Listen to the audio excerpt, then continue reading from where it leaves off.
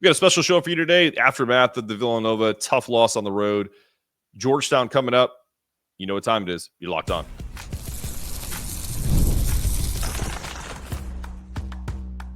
You are Locked On UConn, your daily podcast on the UConn Huskies. Part of the Locked On Podcast Network. Your team every day. Thanks for making Locked On UConn your first listen every day. We are free and available wherever you get your podcasts and on YouTube. Part of the Locked On Podcast Network, your team every day. Before we dive into today's show, just want to take a moment to say how thankful we are for all of you. The podcast has grown so much in less than a year.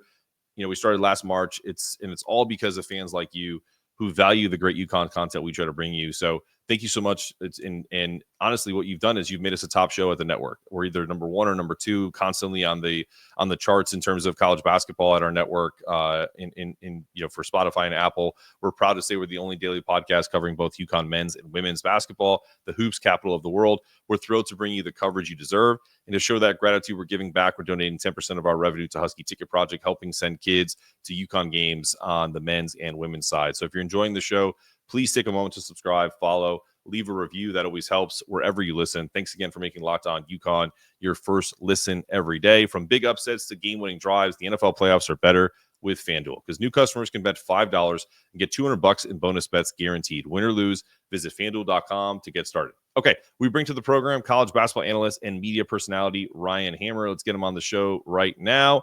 Ryan, I always ask a quick question right out of the gates because we had some niceties pre-show. So, you know, the UConn Villanova game, tough battle. They Alex Caron misses 2 free throws at the end of the game. I asked for that exact same scenario 100 times over. It's not going to happen the same way. You can look at UConn's season so far in 2 ways. They've lost three games by a combined 5 points. So right now, this team could literally be 15-1, 14-2, but instead, the reality is we're 12-4. What do you what do you make of like a scenario like that where you're kind of just missing the mark? Obviously, the Maui situation, and then another close loss against Villanova. It's tough. Like, to your point, I think there's probably to a lot of different teams that say the same thing, though, right? Like, if they're Sure. like Gonzaga's another team that I remember you guys played in a tight one MSG, Store South, right? Of course. Yep. And it was very similar. It was a tight battle back and forth the entire way. UConn gets the edge, and Gonzaga's lost very similar games. But there's a million teams that are going to be saying that throughout the season. And it's tough because, like, you want to say, hey, maybe we're fine. Like, we're good. We're losing these games, but we're in them. We're a possession behind. The Villanova one is a, outlier beyond belief, with the caravan of all players missing 2 free throws and, like, the entire last minute of possessions and stuff like that. But everything else in its entirety. But also at the same time, like, it raises a pretty fair red flag, in my opinion, of why can't we close out games like under pressure on the road in different situations against different styles of teams. And when you see it consistently over 3 and 4 games, when you're almost basically like halfway through the year, give or take, maybe a little more, like it's alarming for sure. So. Yeah, and I also think it's like a tale of 2 seasons, right? Because you had the Maui debacle that, obviously those are, I can't believe I said the word Maui because I've been calling it the island to my fan base because, I essentially said, even if Andrea Hurley was like, hey, can we go on a vacation? He'd send her there by herself. Like there's no going back to Hawaii. So, but even like when you think about it, they were on an 8-game winning streak. They lose on the road. They're without their best player, in my opinion, Liam McNeely. So I think that's a big part of it. So I to your point, I agree. Like, and any team can say this, but there's kind of been this inside joke of UConn fans that Dan Hurley can't win a close game. So that's why he's been so dominant for the last 2 years. So, I wonder if there's, some of that kind of creeps in a little bit. But it's fun to talk about. The Big East as a whole. Yeah. It's the lower part. We did this on a show the other day. The bottom part of the Big East is kind of dragging everybody down because it's about the exact same place it was last year. It's not as bad as everyone thinks. Seton Hall is taking a step back, but you got DePaul going up. You have, Villanova is stronger this year. St. John's is who are locks, right? I have Marquette, UConn, St. John's, and the bubble teams with Nova and Georgetown. Like, do you think this is a 4 or 5 bid league, or you think they're going to stay at 3? I think it's 3, maybe 4. It could be 5, like theoretically, hypothetically, like things could go right. But like you said, we saw the exact same thing last year where there were a few teams. St. John's was one of those teams where they're right on the bubble, like they're in, they're out. They could have 4. Providence fans are insane, but they thought they should have been Yeah. in there last year. Also, like that's half the league right there. If you get those two teams in, and they were both just out, especially St. John's. I think it's similar, except for the fact that last year the three teams that were in were all elite: Marquette, Creighton, Right. UConn. Yep. They were all unbelievable. Where now it's only Marquette that has been proven that right now so far. Where UConn's obviously been struggling. St. John's is obviously even beyond them right now. So locks for tournament locks, like Marquette is probably the closest thing. I don't think anyone is mathematically locked yet. There's probably like Duke and Auburn in the entire country, but like we can sift around the nonsense, right? The UConn's going to be in, Marquette's going to be in, St. John's. I think they're good enough also, and they've been shooting the ball terribly and still winning somehow. So they would be fine. So I would say there are three right there that are not locks, but basically, and then between like Nova, Creighton, Georgetown, maybe Xavier if they figure things out, but I don't even know about that. You can get maybe one more in, but I would say it's going to be probably 3 or 4. Okay, that's fair. Do you think there's a perception issue though with the Big East? Because I say this because I'm admittedly a homer, right? Obviously a UConn guy. So when UConn plays these teams, Xavier had 29 field goals on 9 assists. They looked like they were playing the Celtics essentially, right? step back threes, everything was going in. Then they go to Butler on the road, was on a terrible losing streak and it still is. Butler made that close. Like, why do you feel like if the Big East is so down? Because even last year, when UConn was dominant, they didn't kill everybody in the Big East. Some of those games were close. Why do you feel like there's a perception level, or is there a perception level with the Big East having a down year? Yeah, I think, well, the league is obviously not as good as like the SEC, Big 12. Like people know that, and the Big For 10 sure. is now with Overall, like as a whole, yes. Yeah, and I think the perception thing is that like the quality is not as good as those leagues, and people think that because UConn and Marquette are going to lose to a Villanova on any given night and things like that are going to happen, they think that the top of the league isn't that good either, and it's quote unquote fraudulent. People will say, but in reality, like this is every single conference in conference play. These teams know each other. They play each other every year. The coaches know each other. Even guys like Cooley he's at Georgetown. He was already in the Big East. Like the players know each other. There's a lot more roster continuity in the Big East than most leagues also. So like there's an ounce of in conference play, like taking a grain of salt almost, right? Like teams might struggle in conference play in the Big East because they're just a bunch of dogfights and battles. You're going to play at the Dunk in Providence. You're going to play at Finneran and Nova and in stores. Like they're impossible places to play. So I think people kind of overcompensate on like UConn lost at Villanova. Like they're supposed to be the top of the Big East. The Big East definitely isn't that good. I'm like, no, it's just playing in conference. You see it in the Big Ten. I point to the Big Ten all the time for stuff like this. It's called in conference cannibalism, basically. And it makes people think the league is bad because the quality isn't there as the top power conferences, but it's the same Big East as usual. So for sure. All right. Well, we're going to come right back with Ryan. I want to talk about, and this may seem misleading, but on the rundown, it says Duke and the ACC struggles. Duke is not struggling, but the ACC is as a whole. And I want to talk about that and similar to the Big East with Ryan Hammer coming up after the break. From big upsets to game-winning drives, the NFL playoffs are better with FanDuel. Because right now, new customers can bet $5 and get $200 in bonus bets, guaranteed. That's $200 in bonus bets, win or lose. The FanDuel app gives you everything you need for live bets, same-game parlays, and so much more. If you're betting on this weekend's games, I really like the money line for the Ravens. I don't think they're gonna. I think -10 might be a lot, but you never know. I think you can go either -10 or money line. You're not going to win as much money on the money line, but it's always easier to bet winners. So just visit FanDuel.com to join today. Get started with $200 in bonus bets. That's FanDuel.com. Make this playoff season unforgettable with FanDuel, an official sportsbook partner of the NFL.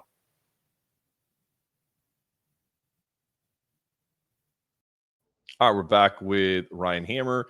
Ryan, real quick before we get into our UConn fans' favorite adjacent topic, which is Duke. Where can people find you? I know you have a big Instagram following, and obviously on X, we have your X handle up there, but where can people find your stuff? Yeah, it's just honestly all social medias right now: Instagram, TikTok, X, Twitter. I still call it Twitter. YouTube. I've started doing more YouTube also. I think if you search my name and if you need to search basketball, so you'll find my account pretty easily. There's not many Ryan Hammers out there. I'm not gonna lie. So Pretty cool name. We like it. Reached out to you, and I appreciate you jumping on. All right, so I'm going to turn this hat around. I wore this for a reason. This is from the 1999 Final Four where UConn beat Duke in Tampa. And so my favorite topic outside of talking UConn is following Duke. And part of that is because people will say, they live rent free in my head, whatever you want to call it. I'm an old guy. I'm 43 years old. I still remember when UConn was chasing Duke. And now that we've caught them and they've kind of are in our rear view with 6 titles to 5, this Duke team is nasty. Like I am not a homer to the point where I'm going to say they're terrible. But what I will tell you is, and I want to ask your opinion. Do you think that because the ACC's down, they have 5 teams in the sub 150 net. Do you think that adds to the metrics? Because Duke is phenomenal. Their defense is unbelievable. I saw your video where they essentially didn't allow Pittsburgh to score for like the last 8 minutes of the game, right? Is that more Duke, or is that because Pitt was overinflated as a contender? So I will preface and say that I am with you. I grew up as not just a Maryland fan, but an ACC Maryland fan. So I am a known Duke hater. People think years in my comments and whatever, oh, bro just hates Duke. And like, I don't want them to win. We do. No one wants them to win. It's okay. And exactly, that's okay. But we can have some impartiality, whatever, and stuff. So the ACC, I think they're up to like 16, 17 teams now, and they have a lot of garbage in the league, especially the bottom half. It drags the league down 100%, but Duke is the ACC teams at the top. I like to look at metrics for teams like that, similar to the Big East, honestly, because it will show you based on adjusted metrics, how well they're actually performing, right? So at the end of the year, when Duke is number 1, 2, or 3 in KenPom, and they've cleaned through the ACC, and people are like, oh, they played nobody. Like, well, the numbers don't lie. Look at their out-of-conference slate. They beat Auburn. They beat a couple of these really good teams. Like, their only losses are to Kentucky and Kansas. They're disgusting. I think Pitt is a good team. I think they're going to be a tournament team. I think they've proven that for the most part, especially in the out-of-conference slate. It's been up and down for them, but I think that they're good. There's probably like 5 teams out of the, like I said, I think it's 16 or 17. I think it's 17. I think, yeah.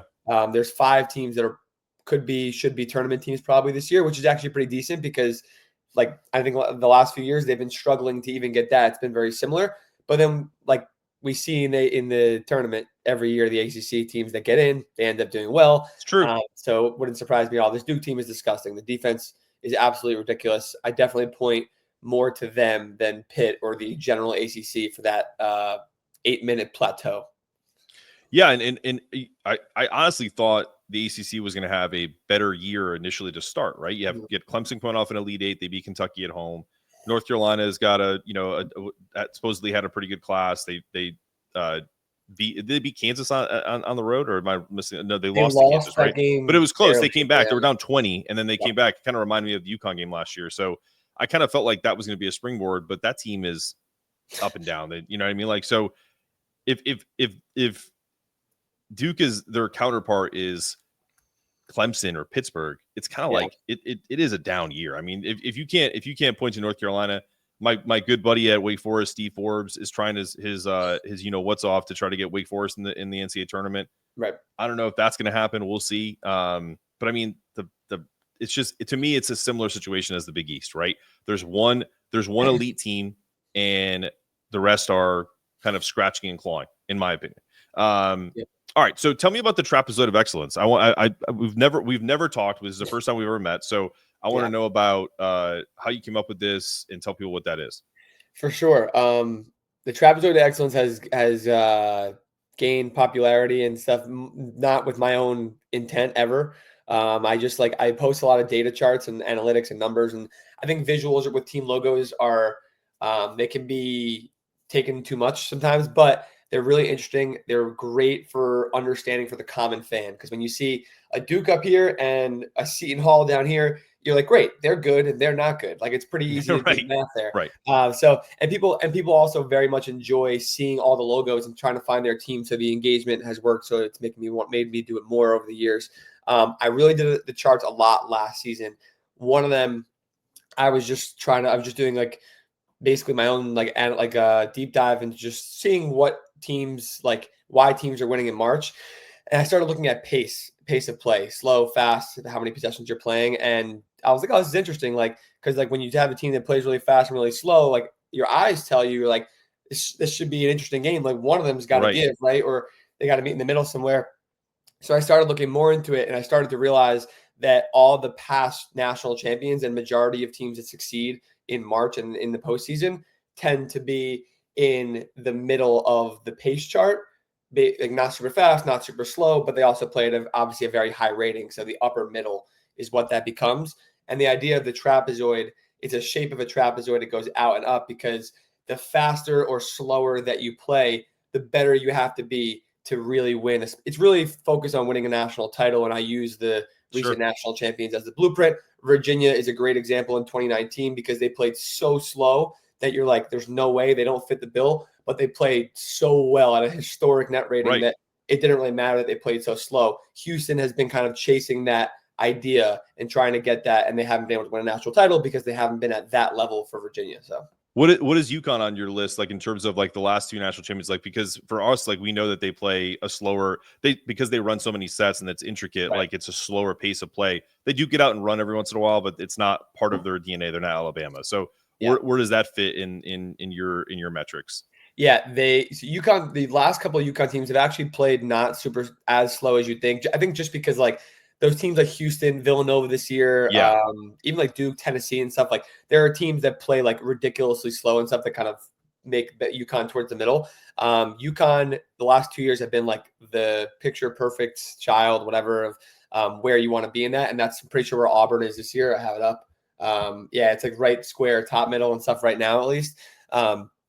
But this year, UConn is on the slower end. I know that for sure. You can see that in their style and everything that they're doing. I think that speaks to the personnel for UConn, at least, and what they can and can't do and how they've had to adapt their style. But they haven't been playing as well, and they've been playing slower than they have in the last few years. So, yeah, for sure. And the one thing I won't ask you about this. The one thing I'm seeing is obviously totally different personnel, and you had guys that are starring in the NBA right now that are essentially, not here. You have a guy like Cam Spencer who dropped 50 in the G League. You know what I mean? Like, so you had killers, but the ball never stopped. Like Dan Hurley has a great quote from one of his huddles that they showed on Fox Sports, which is the music never stops, and it stops now. Like the ball sticks. Like it's not fast. It's not click, click, click.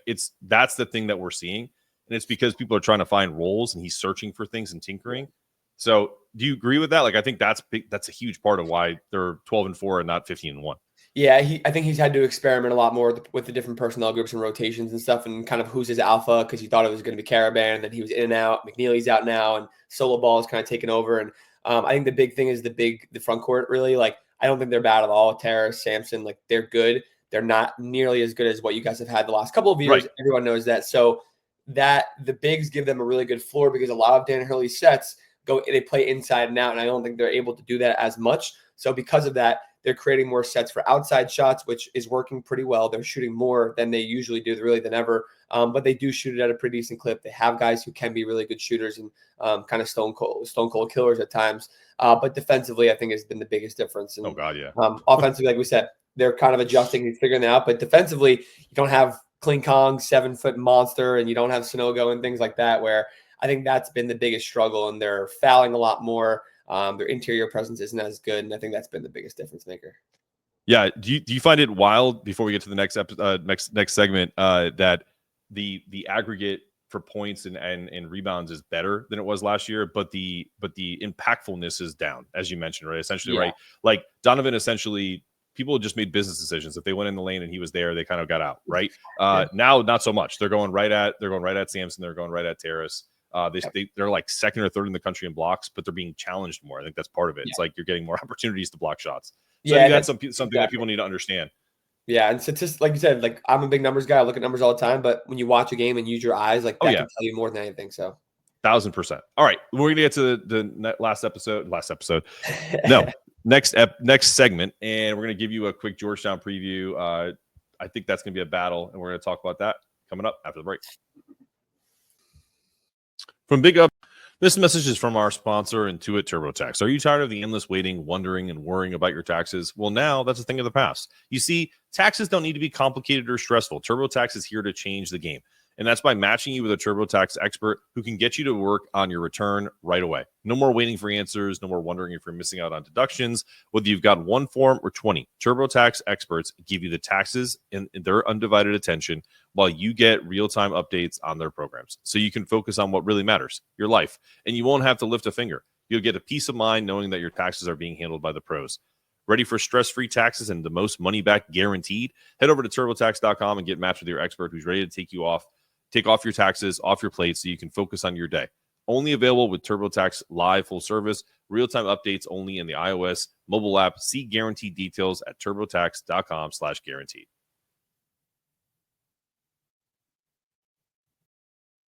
All right, we're back on Locked On UConn with Ryan Hammer and your host here, Mark Zanetto. Last part of the program, Ryan, really appreciate you being on. Find Ryan on all social media at Ryan Hammer. Search him, maybe basketball, Trapezoid of Excellence. Really cool stuff.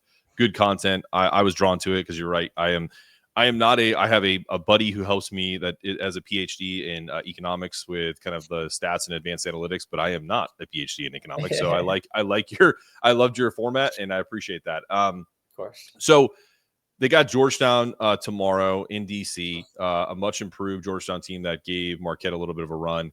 What do you see differently about this Georgetown team from last year? Is it just freshman center, or is it all around? Is it Marlon Mack? Like who is kind of making that engine go? And is it all encompassing? No, I think it's a personnel thing. I also think it's just like another year of Cooley and the guys that he kept a few guys from last year and the kind of system that he's trying to implement in any kind of culture.